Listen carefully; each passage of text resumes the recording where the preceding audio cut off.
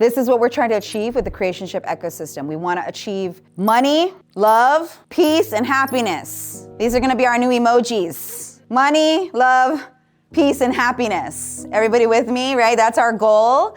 Getting good at identifying investors, influence, and insiders is what we're mapping out today and committing to. So who are investors? Clients. People who give us money to exchange. So clients are investors in our business and their own lives. In fact, they're investing in us to have more money, love, peace, and happiness too, in some kind of way. Also, investors could be people we're raising money from, sponsors, actual investors. So back to like when you've been going, God, I hate marketing my business. Maybe sponsorship is a revenue stream that if you spent a little bit more time getting other people to pay you so that your people don't have to pay you as much, figure out what in the investor pool, not just clients, that I would work more presently and potently towards that so you're not stressed about paying for your place in Madeline Island. Like anything we want, buying another property or moving out of the country or whatever. Like whatever, other decisions we have to make, we should not make less just because we want to give more. So we got to look at the proper mix of what is the investor pool and how will we manage that. Next piece is influencers. What's an example of an influencer? Don't think of influencer as like IG influencer, TikTok influencer. Like this is more of a meta kind of term in my framework. Yeah, so JV partnerships are example. Affiliates, yes. I don't like to say affiliates because I hate that term. I'm gonna stick with my terminology, but people who refer you business are influencers, right? You are influencers to each other. So that is an example of an influencer as a JV partner and asking yourself, do you need 50? That's why I don't like affiliates. I don't need 50 people. I need like 3 where we maybe have a common audience.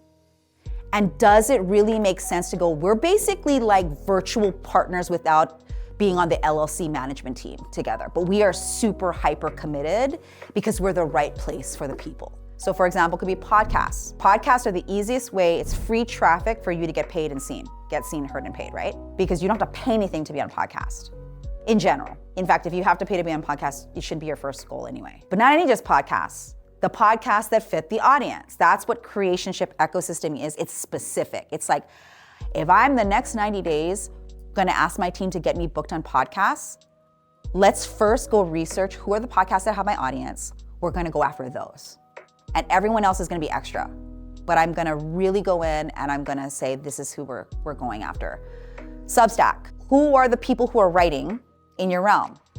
They are influencers already. Their writing is influencing their readers, their subscribers.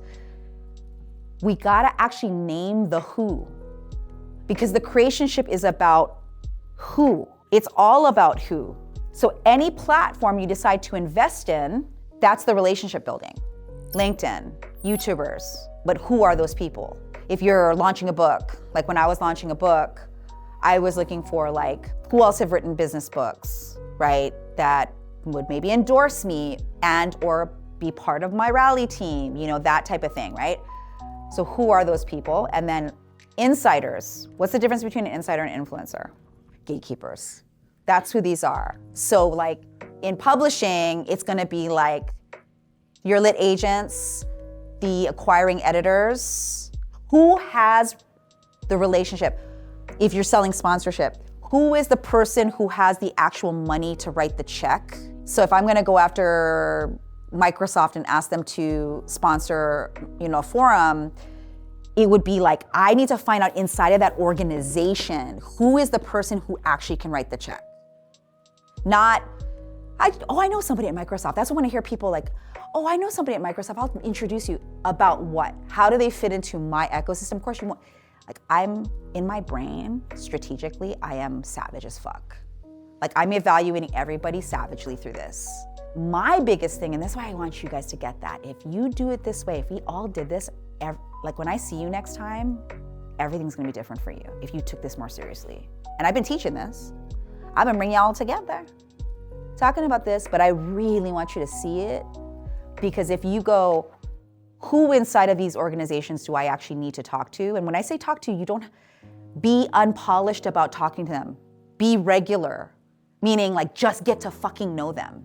That's the first goal. I hear a lot like, why would they say yes to me? I go, a lot of them won't. A lot of them be like, who you? I don't know you, right?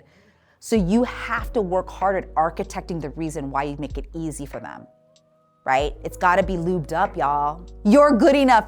You are easy to be with. That's when you guys were saying that about us, that's such a compliment to me because that's the kind of rooms I wanna be in. If you just managed your business like this through this filter, everyone else will then become optional. It'll be based on your capacity versus you need to. But I will say, once you identify these people, these are your have-tos. These are your people. These are your people. These are the people that you're like, I need to really pay attention, and even when I'm tired, be available and make time for these relationships.